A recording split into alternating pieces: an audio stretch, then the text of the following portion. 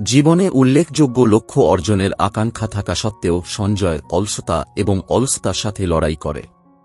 পদক্ষেপ নিতে অক্ষমতার কারণে হতাশ হয়ে সে তার বন্ধুর কাছ থেকে ডক্টর বুক নামে পরিচিত একজন ডাক্তারের কথা জানতে পারে, যিনি অন্যদের চ্যালেঞ্জগুলি কাটিয়ে উঠতে সাহায্য করার জন্য ওষুধের চেয়ে বই পড়ার পরামর্শ দেন। কৌতূহলী হয়ে সঞ্জয় ডাক্তারের সাথে পরামর্শ করার জন্য 1 মাস ধৈর্য ধরে অপেক্ষা করে। দেখা করার পর সঞ্জয় একটি বই লেখার সময় তার বিভ্রান্তি এবং ব্যর্থতার সমস্যাগুলি ভাগ করে নেয়, মনোযোগ দিতে না পারার হতাশা প্রকাশ করে। ডাক্তার তাকে একটি গবেষণা সম্পর্কে অবহিত করেন, যা প্রকাশ করে যে লোকেরা বিভ্রান্ত হওয়ার আগে মাত্র 11 মিনিটের জন্য মনোযোগ বজায় রাখতে পারে এবং বেশিরভাগই তাদের দাবি করা 8 ঘণ্টা কর্মদিবসের কাছাকাছিও কার্যকরভাবে কাজ করে না। তিনি পরামর্শ দেন যে এটি একটি সাধারণ সমস্যা এবং একটি বৈজ্ঞানিকভাবে সমর্থিত প্রোটোকল অফার করে, যা ইঙ্গিত দেয় যে সঠিক পদ্ধতির মাধ্যমে সঞ্জয় তার উৎপাদনশীলতা উল্লেখযোগ্যভাবে বৃদ্ধি করতে পারে। ডক্টর বুক জোসেলিনকে গ্লেই রচিত manage your day to day শীর্ষক একটি রিসোর্স নিয়ে আলোচনা করেছেন, যা Cal Newport, Tim Ferriss, James Clear এবং স্কট ইয়েং এর মতো উৎপাদনশীলতা বিশেষজ্ঞদের সাক্ষাৎকার থেকে সংগৃহীত অন্তর্দৃষ্টিগুলিকে একত্রিত করে। সঞ্জয় এই লেখকদের সাথে পরিচিতি প্রকাশ করেন, কিন্তু আরও তথ্য চান, বিশেষ করে স্কট ইয়ং সম্পর্কে। ডাক্তার ইয়েংয়ের অসাধারণ সাফল্য, যেমন একাধিক ভাষা শেখা এবং 1 বছরে মিড কম্পিউটার বিজ্ঞানের পাঠ্যক্রম সম্পন্ন করা, শেখার এবং উৎপাদনশীলতার ক্ষেত্রে ইয়েংয়ের দক্ষতার ওপর জোর দিয়ে শেয়ার করেন। এই দক্ষ লেখকদের অন্তর্দৃষ্টি দেখে আগ্রহী সঞ্জয় শিখতে আগ্রহী। ডাক্তার উল্লেখ করেন যে বইটিতে উৎপাদনশীলতার 3টি ধাপের রূপরেখা রয়েছে: প্রস্তুতি, সম্পৃক্ততা এবং টিকিয়ে রাখা, যার মধ্যে 7টি অপরিহার্য ধাপ অন্তর্ভুক্ত রয়েছে। তিনি ব্যাখ্যা করেন যে এই ধাপগুলি একজনের সম্ভাবনা উন্মোচনের চাবিকাঠি হিসেবে কাজ করে এবং বিস্তারিত ভাগ করে নেওয়ার সময় সঞ্জয়কে ধৈর্য ধরতে উৎসাহিত করেন। তিনি বর্ণনা করেন যে দ্য 4 আওয়ার ওয়ার্কউইক লেখার সময় টিম ফেরিস কিভাবে চ্যালেঞ্জের মুখোমুখি হয়েছিলেন। এমনকি একজন উৎপাদনশীলতা বিশেষজ্ঞ হিসেবেও ফেরিস তার পাণ্ডুলিপিটি সম্পূর্ণ করতে সংগ্রাম করেছিলেন। একটি সাহসী সিদ্ধান্তে তিনি মাত্র 1 দিনে শেষ করার সংকল্প করেছিলেন, তার সমস্ত মনোযোগ এবং শক্তি কাজে নিয়োজিত করেছিলেন এবং বিক্ষেপ দূর করেছিলেন।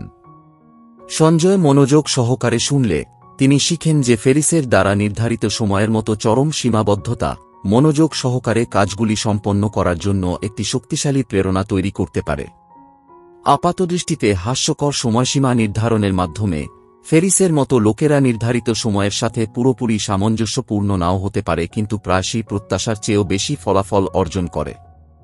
ডাক্তার কাঠামোগত উৎপাদনশীলতা পদ্ধতির গুরুত্ব সম্পর্কে বিস্তারিতভাবে বর্ণনা করেন, সঞ্জয়কে বিভ্রান্তি শনাক্ত করতে এবং দূর করতে, স্পষ্ট লক্ষ্য নির্ধারণ করতে এবং কার্যকরভাবে তার শক্তি পরিচালনা করতে উৎসাহিত করেন। তার কাজ এবং পরিবেশ সংগঠিত করে। সঞ্জয় একটি অনুকূল কর্মক্ষেত্র তৈরি করতে পারেন যা মনোযোগ বৃদ্ধি করে। আলোচনা চালিয়ে যাওয়ার সাথে সাথে ডাক্তার একটি ব্যবহারিক পদ্ধতির উপর জোর দেন, সময় ব্লক করার মতো কৌশল গ্রহণ করা, যার মধ্যে সঞ্জয় ঘনীভূত কাজের জন্য নির্দিষ্ট সময় নির্ধারণ করতে পারেন। তিনি মানসিক স্বচ্ছতার জন্য ছোট বিরতি এবং গতি বজায় রাখার জন্য অগ্রগতি ট্র্যাক করার পদ্ধতিগুলি অন্তর্ভুক্ত করার পরামর্শ দেন। সঞ্জয় এই কৌশলগুলি নিয়ে পরীক্ষা নিরীক্ষা করার জন্য ক্রমশ উৎসাহী হয়ে ওঠেন, নাটকীয়ভাবে তার আউটপুট বৃদ্ধি এবং তার স্বপ্ন অর্জনের সম্ভাবনা দেখে উজ্জীবিত হন। কথোপকথনে তুলে ধরা হয়েছে যে কিভাবে কাঠামোগত পদ্ধতিগুলি ধারাবাহিক এবং কেন্দ্রীভূত কাজের মাধ্যমে অপ্রতিরোধ্য আকাঙ্ক্ষাগুলিকে অর্জনযোগ্য লক্ষ্যে রূপান্তরিত করতে পারে। ডাক্তার সময়ের সাথে সাথে উৎপাদনশীলতা বজায় রাখার গুরুত্বের উপর জোর দেন। তিনি ব্যাখ্যা করেন যে অগ্রগতি বজায় রাখার জন্য প্রতিশ্রুতি এবং অভিযোজন প্রয়োজন। সঞ্জয়কে নিয়মিতভাবে তার লক্ষ্যগুলি পর্যালোচনা করতে এবং ক্রমবর্ধমান আগ্রহ এবং পরিস্থিতির সাথে সামঞ্জস্যপূর্ণ করার জন্য প্রয়োজন অনুসারে সেগুলি সামঞ্জস্য করতে উৎসাহিত করা হয়। তাদের আলোচনার শেষে সঞ্জয় আলোকিত এবং অনুপ্রাণিত বোধ করেন।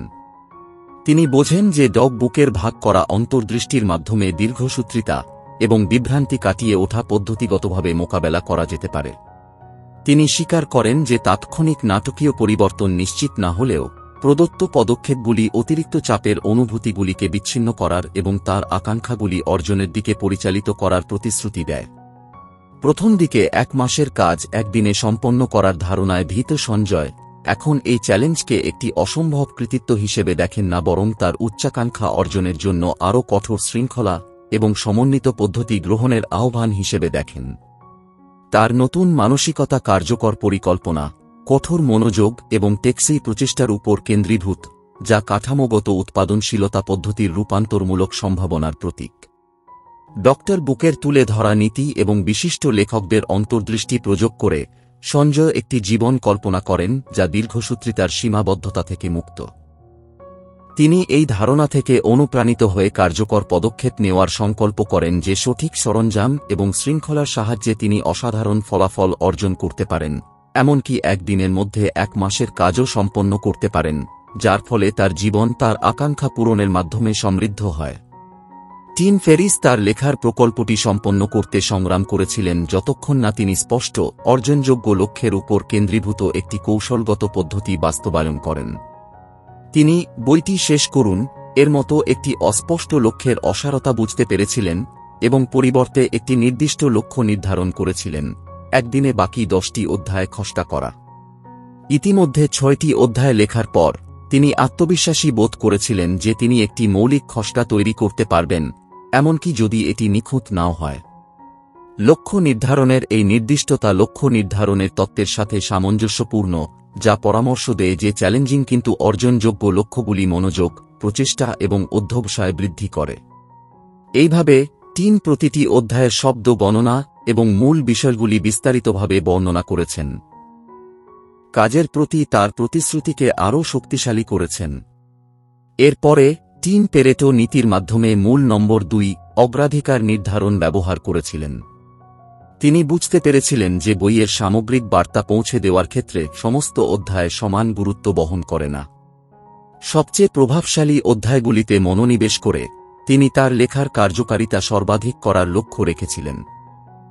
নীতিটি সামঞ্জস্য করেছিলেন 90% ফলাফল দেওয়ার জন্য পূর্বাভাসিত কাজের মাত্র 10% মনোনিবেশ করার সিদ্ধান্ত নিয়েছিলেন। এই গুরুত্বপূর্ণ কাজগুলো চিহ্নিত করার জন্য তিনি ভয় সৃষ্টি নামক একটি কৌশল প্রয়োগ করেছিলেন, যা চিহ্নিত করেছিল কোন অধ্যায়গুলো যদি অপ্রচলিত থাকে তাহলে বইয়ের মান বিপন্ন হবে।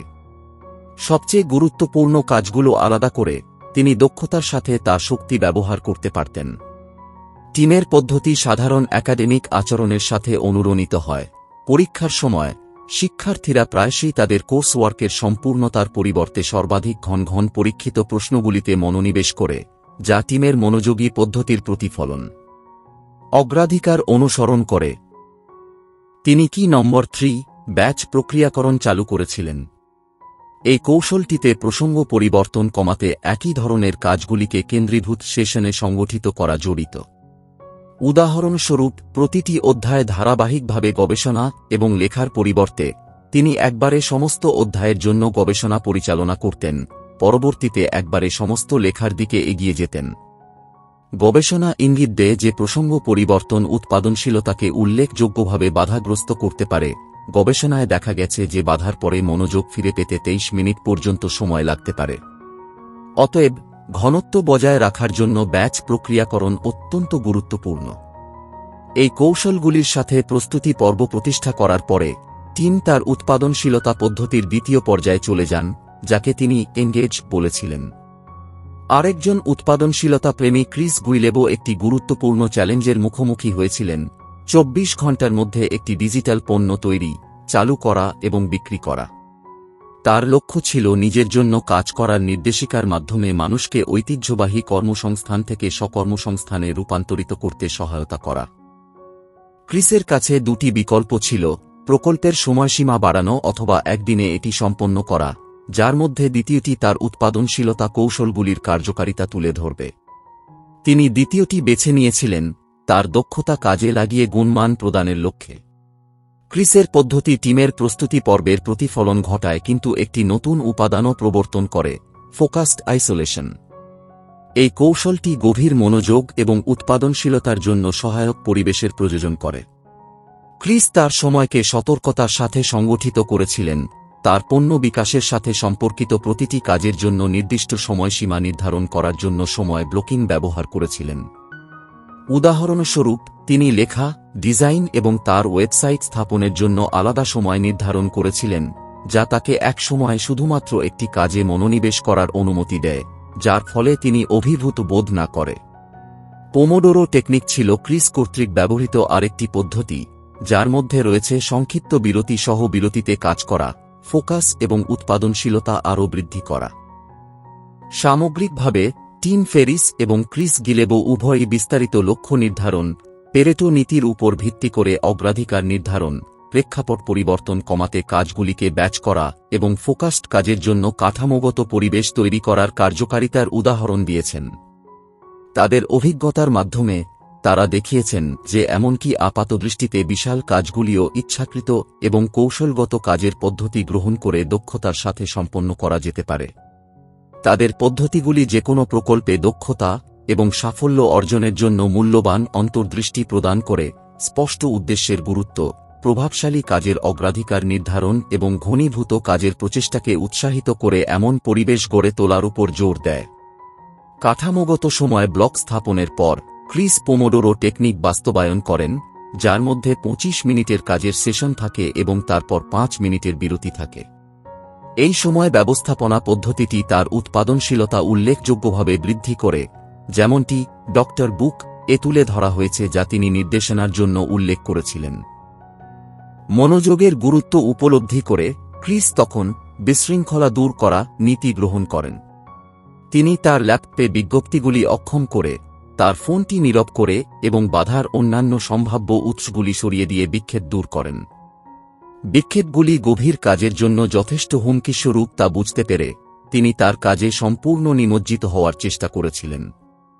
কার্নেগি মেলন বিশ্ববিদ্যালয়ের একটি গবেষণায় ক্রিসের পদ্ধতিকে আরও শক্তিশালী করা হয়েছে, প্রকাশ করে যে ছোটখাটো বিক্ষেপও উৎপাদনশীলতাকে মারাত্মকভাবে হ্রাস করতে পারে, কারণ বিক্ষেপ দেখা দিলে ত্রুটির হার দ্বিগুণ হতে পারে। বিক্ষেপগুলিকে আরও মোকাবেলা করার জন্য ক্রিস পোমোডোরো টেকনিকের একটি পরিবর্তিত সংস্করণ ব্যবহার করেছিলেন, যার মধ্যে একটি বিক্ষেপ নোট রাখা জড়িত ছিল। যখনই তিনি বিলম্ব করার তাগিদ অনুভব করেছিলেন বা বিক্ষেপিত হয়েছিলেন, তখন তিনি চিন্তাভাবনা বা আবেগ, যেমন ইনস্টাগ্রাম চেক করার ইচ্ছা, একটি পার্শ্ব নোটে উল্লেখ করেছিলেন। এই কৌশলটি তাকে বিক্ষেপের কাছে নতি স্বীকার না করেই স্বীকৃতি দিতে সাহায্য করেছিল। বাধা রেকর্ড করার পরপরই কাজে তার প্রচেষ্টাকে কার্যকরভাবে পুনরায় কেন্দ্রীভূত করতে সাহায্য করেছিল। জ্ঞানীয় মনোবিজ্ঞান গবেষণা ইঙ্গিত দেয় যে বিক্ষেপগুলি শনাক্ত করা এবং স্বীকৃতি দেওয়া মনোযোগকে ব্যাপকভাবে উন্নত করতে পারে, কারণ অমীমাংসিত চিন্তাভাবনা স্থির থাকে এবং একাগ্রতাকে ব্যাহত করে। উদাহরণস্বরূপ, অধ্যয়ন করার সময় ফোন চেক করার বা ক্ষুধার্ত থাকার তাগিদ কাউকে বিক্ষেপের সমাধান না হওয়া পর্যন্ত মনোযোগ কেন্দ্রীভূত করতে বাধা দিতে পারে। ক্রিসের বিক্ষেপ নোট পদ্ধতিটি একটি সহজ কিন্তু কার্যকর সমাধান প্রদান করে, যা তাকে নিজেকে প্রতিশ্রুতি দেয় যে সে তার কাজগুলি সম্পন্ন করার পরে বিক্ষেপগুলি মোকাবেলা করবে।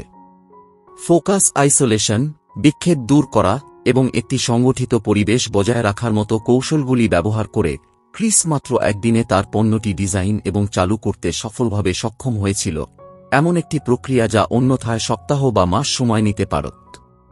তারপরে ক্রিস পরবর্তী পর্যায়ে পৌঁছেছিলেন, যার মধ্যে তার উৎপাদনশীলতা বজায় রাখা জড়িত ছিল। এই পর্যায়টি আমেরিকান ইতিহাসের একটি গুরুত্বপূর্ণ মুহূর্তের সাথে সমান্তরাল ছিল। নাগরিক অধিকার আন্দোলনের একটি অস্থির সময়ে 1963 সালের মার্চ মাসে ডক মার্টিন লুথার কিং জুনিয়রের iconic I have a dream বক্তৃতা। অসমাপ্ত বক্তৃতার কারণে প্রচণ্ড চাপ এবং সীমিত সময়ের মুখোমুখি হওয়া সত্ত্বেও ডক কিং একটি প্রবাহ অবস্থা সক্রিয় করে এটি সম্পন্ন করতে সক্ষম হন, গভীর নিমজ্জনের একটি মানসিক অঞ্চল যা মনোযোগ এবং উৎপাদনশীলতা বৃদ্ধি করে। মনোবিজ্ঞানী মিহালি সিক্সচেন্টমিহালির প্রবাহের ধারণা মনোযোগ আকর্ষণকারী কার্যকলাপের প্রয়োজনীয়তার উপর জোর দেয়, যা ব্যক্তিদের উল্লেখযোগ্য উৎপাদনশীলতা অর্জনের সময় এবং বিক্ষেপের ট্র্যাক হারাতে দেয়। এই প্রবাহ অবস্থা অর্জনের জন্য 5টি নীতি গুরুত্বপূর্ণ। প্রথমত, অগ্রগতি কার্যকরভাবে ট্র্যাক করার জন্য ছোট ছোট কাজে বিভক্ত স্পষ্ট লক্ষ্যগুলি সংজ্ঞায়িত করুন। দ্বিতীয়ত, এই অগ্রগতি পর্যবেক্ষণের জন্য একটি ব্যবস্থা প্রতিষ্ঠা করুন, যেমন একটি বইতে লেখা অধ্যায়গুলি ট্র্যাক করা। তৃতীয়ত, কাজের উপর অবিভক্ত মনোযোগ বজায় রাখুন এবং বহু কাজ করা এড়িয়ে চলুন। চতুর্থত, লেখার দক্ষতা অর্জনের মতো নিজের লক্ষ্যের সাথে প্রাসঙ্গিক দক্ষতা ক্রমাগত গড়ে তুলুন। পরিশেষে, কাজের লক্ষ্যগুলির জন্য চ্যালেঞ্জের একটি উপাদান পরিচয় করিয়ে দিন। এমন লক্ষ্য নির্ধারণ করুন যা উদ্দীপক কিন্তু ব্যস্ততা এবং প্রেরণা বজায় রাখার জন্য অর্জনযোগ্য। উৎপাদনশীলতা বজায় রাখার চূড়ান্ত উপাদানে ক্রিস শক্তি এবং চাপের মাত্রা বজায় রাখার গুরুত্ব শিখেছিলেন। ডগ কিংয়ের অভিজ্ঞতার কথা উল্লেখ করে, যখন একটি নিখুঁত বক্তৃতা দেওয়ার প্রত্যাশা তীব্রতর হয়, তখন তিনি ক্লান্তি এবং চাপের মুখোমুখি হন। তবুও তিনি স্বীকার করেছিলেন যে উভয় উপাদানকে কার্যকরভাবে পরিচালনা করা কর্মক্ষমতার জন্য অত্যন্ত গুরুত্বপূর্ণ। ইয়ারকেস্টসন আইন তুলে ধরে যে মাঝারি চাপ আউটপুট বাড়াতে পারে, যখন চরম নিম্ন এবং উচ্চ স্তর উভয়ই কার্যকারিতাকে বাধাগ্রস্ত করতে পারে। ক্লান্তি দূর করার জন্য ডগ কিং সংক্ষিপ্ত বিরতি নিয়েছিলেন, জল পান করেছিলেন, গভীর শ্বাস প্রশ্বাসের অনুশীলন করেছিলেন এবং হাঁটাচলা করেছিলেন। এই সমস্ত কৌশলগুলি তার মনকে তীক্ষ্ণ এবং সতেজ রেখেছিল। এই পদ্ধতিগুলি তাকে কেবল চাপের মধ্যেও পারফর্ম করতে দেয়নি, বরং ইতিহাসের অন্যতম সেরা বক্তৃতা প্রদানে অবদান রেখেছিল। বার্তার প্রতি তার আন্তরিক আবেগ এবং পরিবর্তনের আকাঙ্ক্ষা দ্বারা পরিচালিত। বিষয়বস্তুর প্রতি তার প্রকৃত আগ্রহ ছিল সর্বাধিক। তিনি উদ্দেশ্য নিয়ে লিখতেন, কেবল একটি মাঝারি স্ক্রিপ্ট তৈরি করার পরিবর্তে অনুপ্রেরণা এবং তথ্য প্রদানের চেষ্টা করেছিলেন। কৌশলগত উৎপাদনশীলতা পদ্ধতির চেয়েও বেশি ক্রিসের ভিত্তি এবং সম্প্রসারণে অন্যদের জন্য কাজের প্রতি আবেগ গড়ে তোলার মধ্যে নিহিত। এমন কাজে জড়িত থাকা যা ব্যক্তিদের অন্তর্নিহিতভাবে অনুপ্রাণিত করে, তা প্রায়শই আরও উল্লেখযোগ্য পরিপূর্ণতা এবং স্থায়ী উৎপাদনশীলতার দিকে পরিচালিত করে। যখন কারও কাজ ব্যক্তিগত মূল্যবোধ এবং আগ্রহের সাথে সামঞ্জস্যপূর্ণ হয়, তখন প্রবাহের অবস্থা অর্জন এবং উচ্চ স্তরের উৎপাদনশীলতা বজায় রাখা যথেষ্ট সহজ হয়ে যায়। সিদ্ধান্তমূলক উপসংহার হল যে উৎপাদনশীল ফলাফলের জন্য প্রচেষ্টা করার জন্য একজনকে যে কাজটি করা হচ্ছে তার প্রতি ভালোবাসাও জাগিয়ে তুলতে হবে। ডাক্তারের অন্তর্দৃষ্টি সম্পর্কে চিন্তা করার সময় তিনি আবেগ এবং উৎপাদনশীলতার মধ্যে গভীর সংযোগ দ্বারা অনুপ্রাণিত বোধ করেছিলেন। ক্রিসের কৃতজ্ঞতা প্রকাশের মাধ্যমে সভাটি শেষ হয়।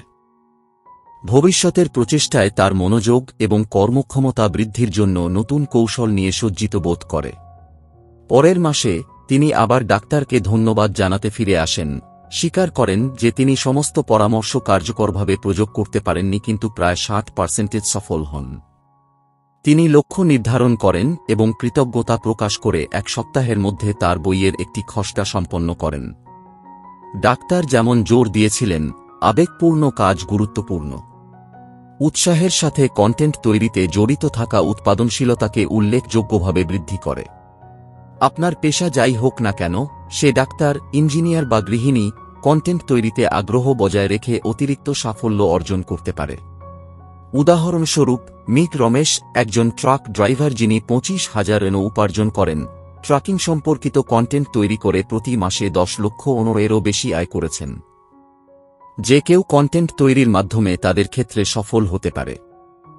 অন্যদের সাহায্য করার জন্য আমি একজন দুর্দান্ত কন্টেন্ট লেখক হওয়ার 8 বছরের জ্ঞান ভাগ করে নেওয়ার জন্য 2 দিনের একটি বুট ক্যাম্প আয়োজন করছি। বুট ক্যাম্পের নিবন্ধন লিঙ্ক বর্ণনায় দেওয়া আছে। কন্টেন্ট তৈরির প্রতি আপনার আবেগকে জীবন্ত রাখুন এবং স্বীকৃতি এবং আয়ের জন্য নতুন সুযোগ আনুন, ঠিক যেমনটি আমার আছে। আপনি কাজ করছেন বা শখ করছেন, কন্টেন্ট তৈরির মাধ্যমে আপনার মূল জীবনকে পরিপূরক করা আপনার ক্ষেত্রে আপনার সাফল্য এবং সম্মান উল্লেখযোগ্যভাবে বৃদ্ধি করতে পারে। কন্টেন্ট তৈরিতে শিখতে এবং নিজের ছাপ রাখতে সাইন আপ করুন। আপাতত এটুকুই।